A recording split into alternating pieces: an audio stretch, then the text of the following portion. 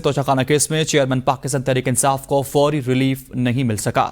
اسلام آباد high court میں سزا کی معطلی اور ضمانت کی درخواستوں پر سماعت آج پھر سے ہوگی۔ اس حوالے سے بھی مزید جان لیتے ہیں، ابراہیم عباسی رپورٹ کر رکھے گئے۔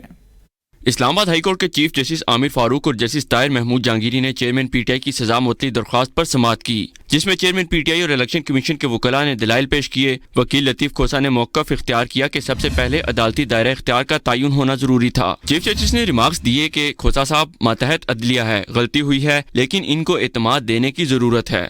لطیف کھوسا کا مزید کہنا تھا کہ الیکشن کمیشن کا کمپلینٹ دائر کرنے کا اجازت نامہ درست نہیں۔ ٹرائل کورٹ نے ہائی کورٹ کے آرڈرز کو بھی نظر انداز کیا۔ فیصلے میں بہت سی خامیاں ہیں۔ سیشن کورٹ ڈائریکٹ یہ کیس نہیں سن سکتی تھی۔ استدعا ہے کہ ٹرائل کورٹ کا فیصلہ معطل کیا جائے۔ حق کے دفاع کی ہماری درخواست آج بھی آپ کے پاس زیر التوا ہے۔ وکیل سلمان اکرم راجہ اور بیرسٹر گوہر نے بھی دلائل دیے۔ بیرسٹر گوہر نے موقف اختیار کیا کہ ٹرائل جج نے غلط کیا کہ اپنا پہلے سے کالعدم ہو چکا فیصلہ ہی دوبارہ لکھ دیا۔ چیف جسٹس نے ریمارکس دیے کہ جلدی میں تو ایسا ہی ہوتا ہے۔ چیئرمین پی ٹی آئی کے وکلاء کے دلائل مکمل ہونے پر عدالت نے سماعت میں کچھ دیر کے لیے وقفہ کر دیا۔